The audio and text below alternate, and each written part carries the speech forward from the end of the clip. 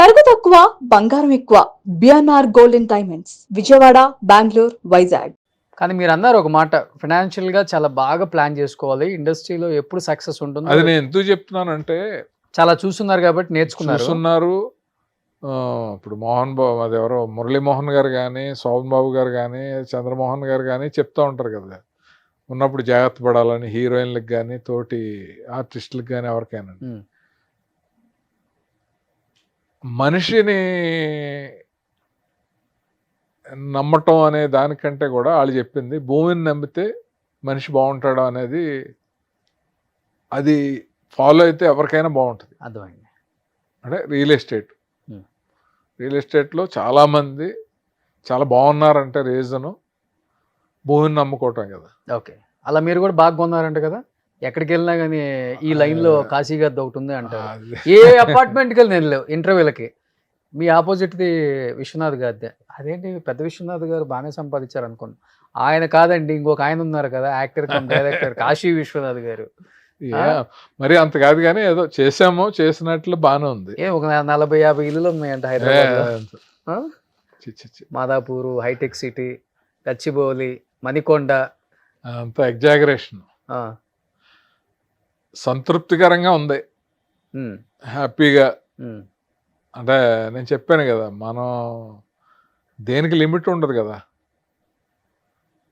బేసిక్గా ఇండస్ట్రీకి రాకముందే నేను రీజనబుల్లీ వెల్ ఆఫ్ రోషన్, ఉమ్, నాకు అసలు ప్రాబ్లం లేదు. ఓకే, ఎందుకంటే నాకు బేసిక్గా బ్యాడ్ హ్యాబిట్స్ లేవు. ఉమ్, నాకు ఉన్న ఒకే ఒక అది హ్యాబిట్ అంటారు, ఏమంటారు, ఏంటంటే సాయం చేయటం అంటే ఇష్టం.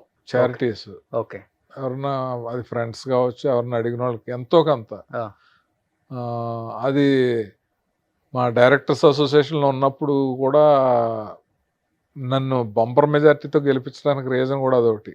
ఓకే, ఎందుకంటే మాట సాయం, మనీ సాయం, నాతోటి డైరెక్ట్ చేసిన వాళ్ళకి సినిమాలకి వాళ్ళకి ఫ్లెక్సిబుల్గా ఉండటం, హెల్పింగ్ నేచర్ అనేది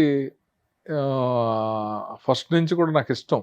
ఓకే, అలాగే డబ్బు విపరీతంగా సంపాదించాలి అనేది ఉండదు. ఉమ్, ఉమ్, ఉమ్. తర్వాత పోలిక అసలు ఉండదు వేరే వాళ్ళతో. అస్సలు. ఆడు ఆ పొజిషన్కి వెళ్ళాడు, నేను ఇక్కడే ఉన్నాను, అలా వెళ్ళాలి ఇలా వెళ్ళాలని అసలు మైండ్లో రాదు. ఇప్పుడు మీది రేంజ్ రోవర్ వాడే రేంజ్ ఇప్పుడు ఏం వాడుతున్నారు మరి? కార్లు అదే నేను అదే చెప్తున్నాను నేనంటుంది. కదా. నార్మల్ గా అయితే ఆ రేంజ్ మీకు ఉంది, మాకు తెలుసు. అది అదేం అది కాదు. కొనాలని ఎప్పుడు అనుకోరు, అంతేనా? అంటే వాటి మీద నాకు అంత నమ్మకం ఉండదు, అంత ఆసక్తి ఉండదు. కార్ల మీద రేంజ్. నాకు ఎలా ఉంటుంది అంటే, ఏదైనా ఒకటి వాడుతూ ఉంటే చాలా మంది అది అమ్మేసి వెంటనే మళ్ళీ కొత్తది మార్చేసి ఇంకొత్తది వస్తే ఇంకోటి మార్చేస్తారంటారు కదా, నాకు అలా ఉండదు. స్టేటస్ చూపించుకోవాలి కదా మరి. అది ఉంటుంది, మన హైదరాబాద్ లో ఎక్కువ వచ్చింది అది ఇప్పుడు. అది ఉంటుంది. నేను అది మనకు చాలా సర్వీస్ చేసింది కదా, ఆ కార్ని ఎలా అమ్మేస్తాం, ఆ సూపర్. కార్ని ఎలా చేసేస్తాం అని నన్ను అందరూ తిట్టి, అవసరం అయితే ఇంకా ఏమ్మా అదే తిరుగుతున్నాం ఏంటని తిట్టే రేంజ్ వచ్చినా కూడా నేను పట్టించుకోకుండా ఉన్న కార్లు ఉన్నాయి. నా ఫస్ట్ స్కూటర్ కూడా నేను అమ్మలేదు. ఇప్పుడు కూడా ఉందా? ఊర్లో ఉండేది, అది ఎవరో వాడతానంటే వాడుకోమన్నా. అంటే బేసిక్ గా సెంటిమెంట్ అనేది ఉంటది కదా. ఇంకా ఇప్పుడు ఫస్ట్ ఏ కార్ కొన్నారు? ఫస్ట్ శాంత్రం అనుకుంటా, ఫస్ట్ శాంట్రో. ఇంకా తర్వాత ఏదో వెర్నా, ఇంకా అవన్నీ ఎందుకు కానీ. సో ఈ నాకు బేసిక్ గా లగ్జరీ వెహికల్స్ జోలికి వెళ్ళాల. లగ్జరీ అనే దాని మీద పెద్ద అంత ఆసక్తి ఉండదు. ఎందుకు ఉండదు అని అంటే, ఇప్పుడు రీజనబుల్ మిడిల్ క్లాస్ ఫ్యామిలీ నుంచి వచ్చి తర్వాత మొత్తం అన్ని చూసేయిన తర్వాత ఏముంటది, ఓ వెళ్ళిపోవాలి, అది చేసేయాలి ఇది చేసేయాలి అనేది కూడా ఉండదు. ఓకే, హ్యాపీగా ఉండాలి, సంతృప్తిగా ఉండాలి, వీలున్నంతలో సాయం చేయాలి, ప్లెజెంట్గా ఉండాలి. పలానా కాశీ ఎప్పుడు చూసినా ఒకలాగే ఉంటాడు అనేలా ఉండాలి. ఇప్పుడు ఎవరెందుకు, ఉదాహరణకి నువ్వు ఫస్ట్ ఇంటర్వ్యూ మనం ఎక్కడో చేసాం, అప్పటికిప్పటికి నాలో ఏమైనా మార్పు ఉందా? ఏం లేదు. అది కోరుకుంటాను నేను. ఎందుకంటే మనం మనంగా ఉండాలి, ఓకే, మనలో మార్పు అనేది రాకూడదు. అలాగే ఇప్పుడు ఎదటోళ్ళలో ఉందనుకో, మనం ఓహో తనలో అలా ఉందా అని మనం దూరంగా ఉంటాం తప్ప, అతను అలా ఉన్నాడు ఏంటి అని బాధపడడం కూడా ఉండదు. అది కోరుకుంటాను నేను. మా ఊర్లో మర్చిపోయాను నీకు. ఇల్లు బాగా కట్టారంటే ఆ. 100 ఎకర్లో ఏమో. అది చూసిన వాళ్ళందరూ ఏంటి ఊర్లో ఇంత ఎప్పుడో వస్తాడు కదా ఎందుకు కట్టాడు అంటారు. It's my dream. ఎన్ని ఎకరాల్లో కట్టారు? ఎకరాలు కాదు, మామూలు 1200 గజం ఊర్లోనే. పెద్దగా కట్టారా? పెద్దగా ఆ. బాగానే బాగానే నాకు కంఫర్టబుల్ గా చూస్తే చాలా బాగుంది, ప్లెజెంట్ గా ఉంది అనేలా ఉంటది. ఆ, బాగా మంచి బడ్జెట్ లోనే కట్టాను. బడ్జెట్ చెప్పను కానీ నేను ఆ, అంటే మాకు పాతిల్లు ఉంది, మా నాన్నవాళ్ళు కట్టిన ఇల్లు బ్రహ్మాండంగా ఉంటది, కేరళ హౌస్ లా ఉంటది. ఉమ్, మా ఊర్లో నాకంటూ ఒక డ్రీమ్ ఉంది. మా పిల్లలు కానీ ఫ్యామిలీ కానీ మనవాళ్ళు కానీ ఎవరు వచ్చినా ఒక 5-6 బెడ్రూమ్లు ఉమ్. ఉండాలి, కార్ లోపలికి వెళ్ళిపోవాలి. బంజారా హిల్స్ లో కొన్ని ఇళ్ళు ఉంటాయి కదా, బంజారా హిల్స్ టైప్ అక్కడ కట్టారు. కార్ పార్కింగ్ ఉండాలి, ఆ, పక్కన ఇంట్లోనే మామిడి చెట్లు అయి ఉండాలి, ఆ పళ్ళు మనం కోసుకుని తినాలి. ఇలాంటి కొన్ని డ్రీమ్స్, పిచ్చి డ్రీమ్స్ ఉండేవి చిన్నప్పుడు. ఉమ్, సో అవి తీర్చుకోగలిగిన కెపాసిటీ వచ్చినప్పుడు తీర్చుకోవాలి కదా అని కట్టాను. కట్టేశారు. ఓకే. టౌనా అంటే- లేకపోతే చిన్న పల్లెటూరా? పోలవరం ప్రాజెక్ట్ ఆనుకునే ఉంటది. ఇప్పుడు మామూలు మా ఊర్లో నిజంగా నువ్వు హోమ్ టూర్ చేస్తే అసలు ఎన్ని మంచి విషయాలు ఉన్నాయి. ఓ Polavaram project, Mahandeshwara Swami temple, 1000 acres lake, elephant hills. ఓ, ఇప్పుడు టూరిజం పెద్ద హబ్ అయిపోతుంది అక్కడ. ఆ, పేరంటం పేరెంట్ పెళ్ళి అంటారు కదా, బోట్లు అన్ని మా ఊరి దగ్గరే. ఆ, భవిష్యత్తులో చాలా సూపర్గా ఉంటుంది. ఓకే. అది నేను వెళ్ళొస్తుంటారు అప్పుడప్పుడు ఫ్యామిలీ ఇప్పుడు అందరూ? 27th వెళ్తున్నాం మేము. ఓకే. వెళ్ళి వారం రోజులు 10 రోజులు అలా ఉంటాం. సో ఇప్పుడు అక్కడే వంట అమ్మాయి ఉంటుంది. ఇప్పుడు కాలక్షేపం ఎంజాయ్ చేస్తున్నారు, చుట్టాలు, రిలేటివ్స్, అన్ని ఫ్రెండ్స్. ఇంకా నేను చెప్పాను కదా అన్ని మూమెంట్స్. రేపు షూటింగ్ ఉంది, 4 రోజులు అయిపోద్ది. అయిన మన్నాడే బయలుదేరి వెళ్తున్నాము. అక్కడ మా మామగారు ఊర్లో కొండేపూడి అని ఉంది, జాతర చాలా బాగా చేస్తారు, 12 ఏళ్ళకి ఒకసారి వస్తుంది. ఓకే. వాళ్ళందరూ ఇన్వైట్ చేశారు, అక్కడ సరదాగా గడుపుతాం, అందరం కలిసి వెళ్తాం. మళ్ళీ 3వ తారీఖు షూటింగ్ ఉంది, 1వ తారీఖున బయలుదేరి వచ్చేస్తాం. లవ్ మ్యారేజ్ మీది? లేదు అరేంజ్. అరేంజ్డా? సో సినిమా వ్యక్తి అని తెలిసినా పెళ్లి చేసుకున్నారా లేకపోతే? అది మా మామగారు సినిమా వాళ్ళకి పిల్లలు ఇవ్వరు కదా అప్పుడు అసలు. అప్పుడు ఎవరు కానీ నా గురించి మంచి రికార్డు ఉండేది. నీకు తెలియదు కానీ నాకు ఇండస్ట్రీలోనే 12 సంబంధాలు వచ్చినాయి. పెద్ద పెద్ద హీరోయిన్సా? హీరోయిన్స్ కాదు, ఎవరో ఒక డైరెక్టర్ మరదలని, లేకపోతే ఒక కెమెరామెన్ వాళ్ళ సిస్టర్ అని. అంటే కుర్రాడు బాగానే ఉన్నాడు, బ్యాడ్ హ్యాబిట్స్ లేవు, చేద్దాం అనే టైప్లో ఉంటారు కదా. బట్ నేను మా అమ్మ నాన్న వాళ్ళు చూసిన మ్యాచ్నే చేసుకుందాం, మన ఏరియా అమ్మాయిని చేసుకుందాం అని అక్కడ అమ్మాయిని చేసుకుందాం. 12 సంబంధాలకు వెళ్ళారా చూడటానికి? ఓన్లీ ప్రపోజల్స్ వచ్చినాయా? అడుగుతూ ఉండేవారు ఇండస్ట్రీ వాళ్ళు.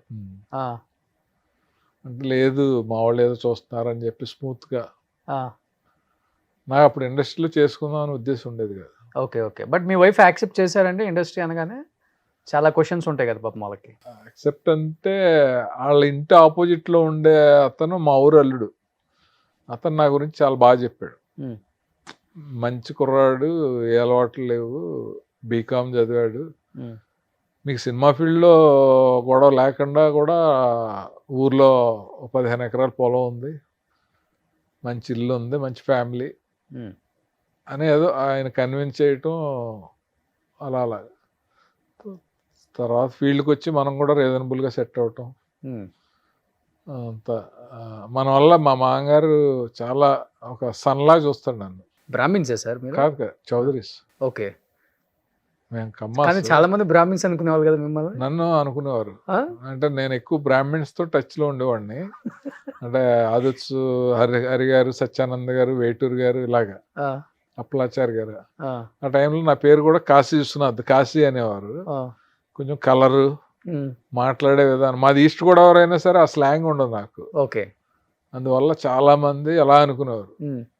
ఒక ఇన్సిడెంట్ చెప్తే చాలా ఫన్నీగా ఉంటుంది. చెప్పండి. ఒక అతను మ్యూజిక్ డైరెక్టర్ అవ్వాల్సినాడు. రోజు సిట్టింగ్ అయిపోయాక భోజనం చేశాక నా భుజం మీద అలా చేసుకుని నడుచుకుంటా, కాశీ ఈ కమ్మాళ్ళు మన బ్రాహ్మిన్స్ని తొక్కేస్తున్నారు, నువ్వు డైరెక్టర్ అయ్యాక నాకు ఛాన్స్ ఇవ్వాలి అని డైరెక్ట్గా నాతోటే అన్నాడు. నేను చెప్పలేదు, అలాగే తప్పకుండా అన్నాను. మన్నాడు ఎవరో చెప్తే ఇంకా బిక్క చచ్చిపోయి "ఆ, అందరూ నీలా ఉండరు, కమ్మాళ్ళలో నువ్వు స్పెషల్గా ఉంటావు" అది ఇది అని మొదలెట్టాడు. ఇందుకే ఆయన పెద్ద మ్యూజిక్ డైరెక్టర్ అయ్యారు కదా, అవలా అవలేదా? అతను అలాగే ఉన్నాడు. Okay, struggle. రాజ్కోటి దగ్గర పనిచేసేవాడు అతను. సో నిజంగా క్యాస్ట్ ఫీలింగ్ ఉండేదండి, కమ్మవాళ్ళు తొక్కేస్తారు నిజంగా చెప్పండి.